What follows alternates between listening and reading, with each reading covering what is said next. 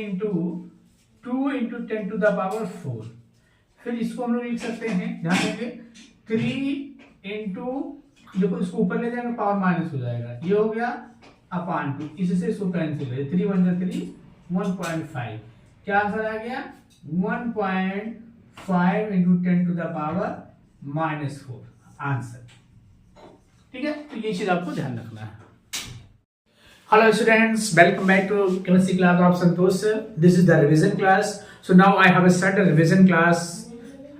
Every day you will get some important topic of chapter, and I have started revision chapter wise. So this is the important topic of chapter solution.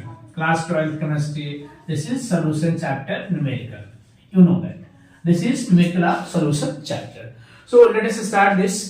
To clear the examination, to get good marks, you should study, you should revise the topics in proper way. And seeing that topic, I have started revision. So every day you will get chapter wise revision on this channel.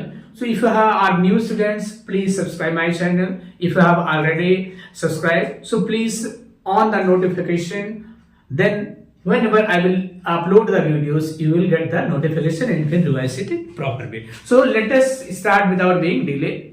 Okay, so what is the question? For a 5% solution of urea, for a 5% solution of urea, calculate the osmotic pressure at 300 Kelvin. So what we have to solve it, what we have to see, what values are given. What values are given. Okay. So let us start here. 5% solution. 5% solution means total solution.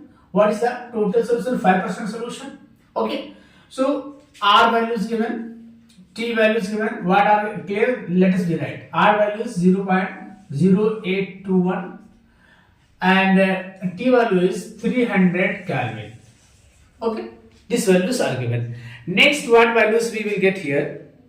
What is there? So given that here for 5% solution of urea, 5% solution of urea means volume is how much is 100 ml.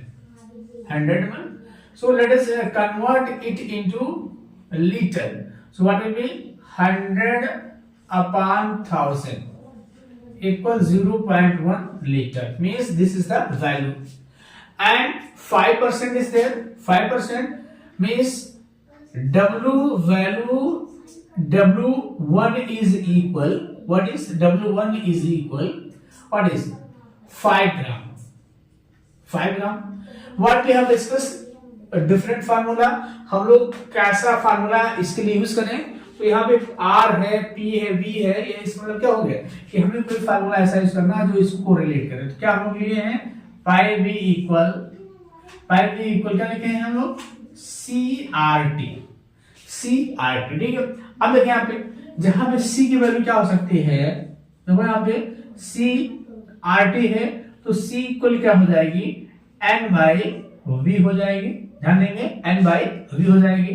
अब देखिए यहाँ पे जो N की value क्या हो सकती है? नंबर ऑफ मोल्स, तो W1/M1 ये हो जाएगा। अब इसी वैल्यू को हम लोग यहाँ रख देते हैं।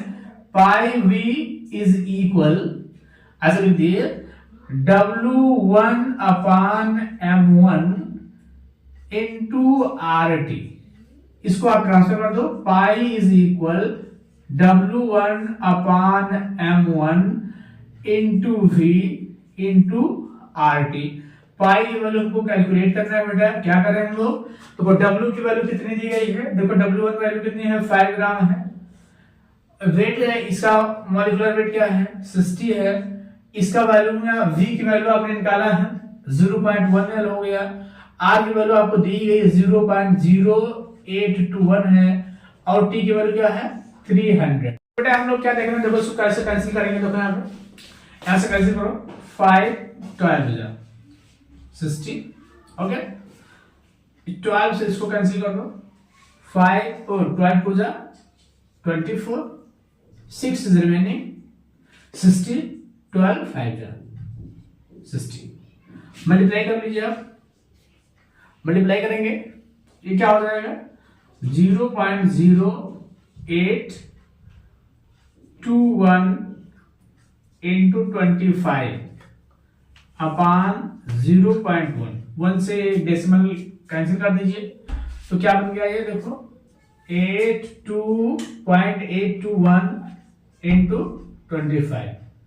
इसको आप सॉल्व करोगे तो 5 25 बन जाए 5 to 50 and 2 52 and 25 28 200, so 205 okay, and after how many number decimal? 3 number decimal put here, so what will be answer? 20.525 okay, ये आपका हो जाएगा प्रेशर एटीएम, ये आंसर होगी बेटा। ठीक है, तो ऐसे न्यूमेरिकल्स हमको करने, बहुत सारे न्यूमेरिकल्स हम आपको कराएंगे। This is second question. What is second question? Let us see here. Visa took two aqueous solution, one containing 7.5 gram of urea and other containing 42.75 gram of substance J in 100 gram of water। मतलब ध्यान रखना है कि 100 gram of water लिया गया है, ऐसा ध्यान दो। अच्छा, पहले पढ़ लेते हैं। It was observe that the solution froze at same temperature, calculate the molar mass of Z. मतलब जेड का मोलर मास तो एम जेड में से कह देता हूं, एम जेड हो गया, इसको हमको कैलकुलेट करना है। अब देखिए क्या क्या दिया गया है। देखो 100 ग्राम वाटर लिया गया है, दो जगहों में ध्यान देना है। एक में 7.5 ग्राम है W1, ठीक है। दूसरे में कितना है? देखो 42.75 ग्राम है, ये ध्यान रखना है, ठीक है। फिर क्या कह रहा है यार, 100 ग्राम ईच है, ठीक है। अब देखो आपको यूरिया का मोलर मास मालूम है, मोलर मास या मॉलिक्यूलर मास कितना है? 60 ग्राम पर मोल। ये आपको थोड़ा सा याद रखना है, सॉरी पर मोल हो गया, ठीक है। अब देखो यहां पे ये हो गया, इसमें यही mz पूछ रहा है। इसमें कंडीशन क्या लगा रहा है बेटा, ध्यान देंगे। देखो फ्रोज एट सेम टेम्परेचर, मतलब delta TF is equal delta TF, ध्यान देंगे TF। इसको अगर मैं F1 कर दूं तो इसको क्या कर दूंगा? F2 कर दूंगा, ठीक है। अब देखो यहाँ पे इसी फॉर्मूला, और आपको मालूम है कि डेल्टा TF इज इक्वल क्या होता है? KF इंटू M, ये ध्यान रखना है। जहां पे M की वैल्यू क्या होती है? W1 अपान M1 इंटू W2, या कैपिटल W कर दे, कैपिटल W इन ग्राम और इंटू 1000, ये फार्मूला होगा, ठीक है। अब देखो यहाँ पे इसी फार्मूले का हमको यूज करके लगाना है, ठीक है। क्योंकि दोनों क्या कह रहा है कि फ्रोज डेल्टा TF क्या है, दोनों का सेम है। और हमें क्या पूछ रहा है, ध्यान देंगे, हमसे पूछ रहा है mz।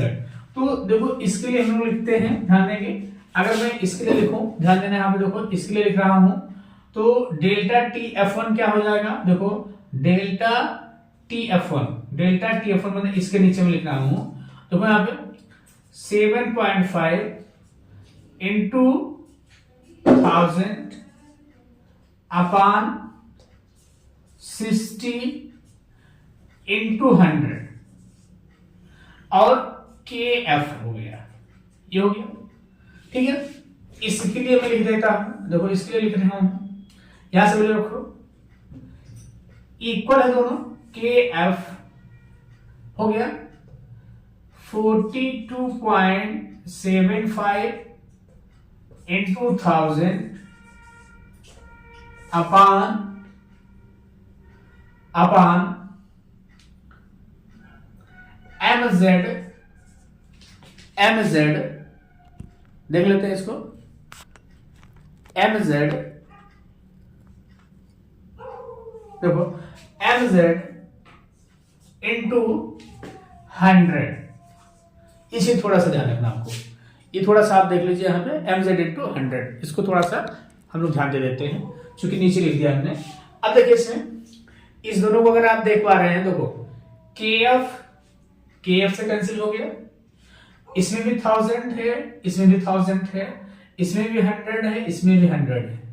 ठीक है, तो हमारे पास बच क्या रहा है, ध्यान देंगे। जो बचा हुआ चीज मैं यहां लिख दे रहा हूं जिससे आपको दिखाई दे, प्रॉब्लम ना हो। क्या बच रहा है, देखो 7.5 upon 60 is equal 42.75 upon mz।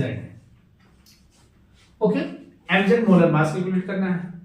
अब देखिए ध्यान देंगे, अगर मैं कहूं mz इक्वल क्या होगा तो आप इतना कर सकते हैं, mz इक्वल क्या हो जाएगा 42.75 इंटू 60 अपॉन 7.5 ये हो गया। अब देखो अगर इसको हम लोग सॉल्व आउट करते हैं, ठीक है, तो इसके लिए हम लोग क्या करते हैं, देखो यहाँ पे सॉल्व करने की कोशिश करते हैं। देखो यहाँ पे हम लोग सॉल्व करेंगे, तो कैसे हम लोग सॉल्व कर रहे हैं ध्यान देंगे यहाँ पे।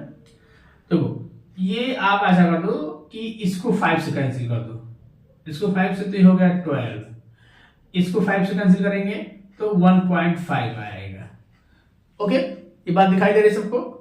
1 यहां मैं लिख दे रहा हूं 1.5 आ जाएगा, थोड़ा सा देख लें आप लोग, 1.5 हो गया। फिर इसको मैं 3 से कैंसिल कर दे रहा हूं 0.5 इंटू 4। ठीक है, अब ये आपका आ गया, ध्यान देंगे ये आ गया आपका, यहां मैं लिख दे रहा हूं जिससे थोड़ा स्पेस कम है, तो ये हो गया 42.75 इंटू 4 अपॉन 0.5। इसको आप मल्टीप्लाई कर लीजिए, मल्टीप्लाई कर लेंगे तो क्या 0, 4 5 0, 4 28 to 0, 4 2 8 and 3 11, 4 4 16, ध्यान देंगे 4 4 16, ध्यान देंगे 4 4 16 and 1 17 ये हो गया अपान 0.5। यहां पे आप डेसिमल लगा दो, ये हो गया। अब देखिए इसको अगर हम लोग और फर्दर सॉल्व करते हैं, देखो इसको मैं अगर सॉल्व करता हूं तो ये आ जाएगा आपका, यहां इसको मैं यहां सॉल्व कर दे रहा हूं, देखो ये आ गया आपका 171 अपान 0.5। 0.5 को हम लोग हटाएंगे तो यहां आ जाएगा 0। ठीक है, अब इसको हम लोग क्या कर सकते हैं, इसको सॉल्व करने की कोशिश करते हैं। 5 3 जा हो गया, 2 बच गया, ये क्या हो गया आपका 21। 5 3 जा 5 4 जा 21 हो गया, 5 2 जा, देखो तो क्या आ गया, mz की वैल्यू आ गया 342। ये चीज आपको यहाँ पे ध्यान रखना है, ये इसका आंसर होगा ग्राम पर मोल, ग्राम पर मोल, ये इसका आंसर होगा। इतना थोड़ा सा आपको ध्यान रखना, आसान है न्यूमेरिकल, इस तरह के न्यूमेरिकल आते रहते हैं आपको एग्जाम में। नेक्स्ट क्वेश्चन है हमारा, करा 5% solution of Na2SO4 into 10H2O is isotonic. इसको ध्यान रखिए, isotonic with 2% solution of non-electrolyte non-volatile substance X, find out the molecular weight of X। मतलब X का molecular weight निकालना है। अब देखो यहाँ पे A क्या है 5% है, मतलब W क्या है, W1 क्या हो गया 5%, 5 ग्राम हो गया। ध्यान देंगे यहां पे अगर देखा जाए आइसोटोनिक 2% सोल्यूशन तो W2 इक्वल क्या हो गया, ध्यान देंगे बेटा W2 इक्वल क्या हो गया 2 ग्राम, ध्यान देंगे। ठीक है, अब यहां पे कह रहा है आइसोटोनिक, आइसोटोनिक आपने पढ़ा होगा pi1 equal pi2, pi1 equal pi2। Isotonic मतलब आइसोटोनिक का मतलब क्या हो गया, प्रेशर दोनों का सेम होगा। अब देखिए यहाँ पे फाइंड आउट द मॉलिक्यूलर, अब देखो यहाँ पे हम लोग पाई क्या लिखे, पाई ICRT, ये हम लोगों ने पढ़ा रखा है, पाई इक्वल ICRT होता है। अब देखो यहाँ पे यहां पे ध्यान देंगे हम लोग C की वैल्यू क्या रख सकते हैं, C की वैल्यू ध्यान देंगे, C की वैल्यू यहां पे इस केस में C की वैल्यू क्या होगी 5 बाई, ध्यान देंगे 5 बाई, एक मिनट, 5 बाई क्या होगा H2SO4, हाँ 322 हो जाएगा, यहां C की वैल्यू हो जाएगी, मतलब जिसको हम लोग N कह सकते हैं, ठीक है। और यहां पे क्या होगा ICRT, इसमें C की वैल्यू क्या हो जाएगी 2 अपान, अब देखो यहां पे find out X, find out molecular weight, अर्थात हम क्या करते हैं यहां पे ध्यान देंगे mx कर दिया, मतलब मॉलिक्यूलर वेट ऑफ x। अब इसी फार्मूले को हम लगा लेते हैं, ये हमने कर दिया phi 2 इक्वल हो गया और ये phi 1 इक्वल हो गया। अब देखो यहाँ पे हम लोग वैल्यू रखते हैं, हाँ दूसरी चीज एक चीज ध्यान रखना है कि ICRT देखो यहाँ पे, तो इसमें कुछ नहीं दिया गया तो इसकी वैल्यू क्या कर देंगे हम लोग 1 दे देंगे, चूंकि नहीं दिया गया है। और इसमें क्या है Na, ध्यान देंगे बेटा Na2SO4 है इंटू 10H2, तो यहाँ पे I की वैल्यू क्या है I इज इक्वल 3 होगा, क्योंकि इसको आयनाइज करेंगे तो क्या मिलेगा 2Na प्लस और प्लस SO4 2 माइनस, मतलब टोटल 3 आयंस मिल रहे हैं। तो ये चीज थोड़ा सा ध्यान रखना। अब देखो मैं इसमें वैल्यू रख रहा हूं, ध्यान दीजिएगा सब लोग यहाँ पे I की वैल्यू क्या करते हैं 3 इंटू 5 अपान, ध्यान देंगे 322 इंटू RT। अब इसके लिए रख दो, यहां देखो क्या हो जाएगा I की value 1 into 2 by mx into RT। अब इसलिए हम लोग क्या करें देखो RT से RT कैंसिल हो गया, ठीक है। तो हमारे पास बच क्या था, ध्यान देंगे 3 इंटू 5 अपान 322, ध्यान देंगे 322 इज इक्वल 2 अपान mx। तो mx इक्वल क्या हो जाएगा, यहाँ पे mx इक्वल क्या हो जाएगा मॉलिक्यूलर वेट ऑफ x क्या हो जाएगा 322 इंटू 2 अपान 3 इंटू 5, ये हो गया, ठीक है। अब देखिए आप ये हम लोग सॉल्व करेंगे तो ये हो गया mx मतलब मॉलिक्यूलर वेट ऑफ x, ये इसको आप सॉल्व कर लो। यहां आप तो यहां पे आप ये कर दो कि इसको 3 से कैंसिल कर दो, 3 से ये हो जाएगा आपका 3 1 जा 3, ओके, फिर 0 और 3 7 जा 21.3 हो जाएगा, ठीक है, ये हो गया। फिर इसको मल्टीप्लाई कर लीजिए आप 107.33 into 2 upon 5।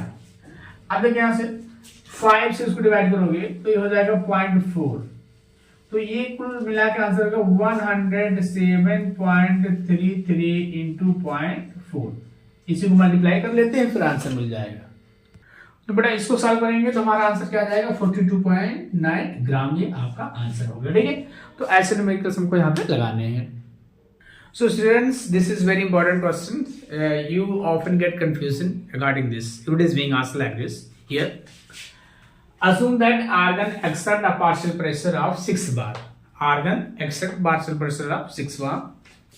Calculate the solubility of argon gas in water. कह रहा है कि argon gas की solubility water में। अब देखो यहाँ solubility टर्म अलग टर्म दे रहा है, ठीक है। तो solubility मतलब क्या होता है कि इसका आर्गन का मोल फ्रैक्शन, ठीक है। क्या क्या दिया गया देखो केस दिया गया है, तो केस दिया गया है, ध्यान देंगे किलो बार में देगा तो इसको किलो में कर लेते हैं 40 इंटू 10 टू द पावर 3 बार, ये हो गया, ठीक है। अब देखो इसे हम लोग क्या कहते हैं हेनरी लॉ कांस्टेंट कह देते हैं। इसमें पूछ क्या रहा है, पार्शियल प्रेशर दिया गया है P इक्वल के एच इंटू काई, इसी को हम लोग क्या कहते हैं, सॉल्युबिलिटी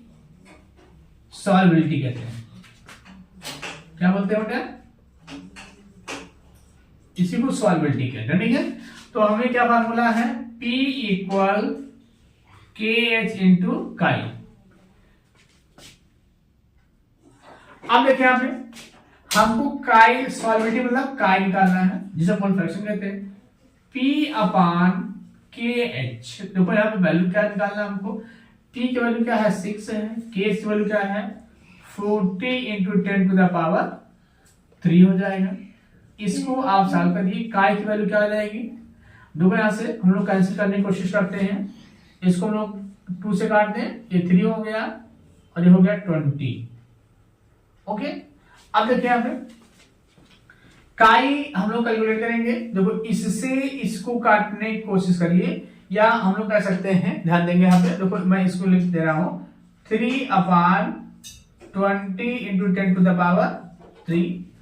इसको आप ऐसा कर दीजिए 3 into 2 into 10 to the power 4। फिर इसको हम लोग लिख सकते हैं, ध्यान देंगे 3 इंटू, देखो इसको ऊपर ले जाएंगे पावर माइनस हो जाएगा, ये हो गया अपान 2, इससे इसको कैंसिल है, 3 1 3 1.5। क्या आंसर आ गया 1.5 into 10 to the power -4 answer. ठीक है, तो ये चीज आपको ध्यान रखना है।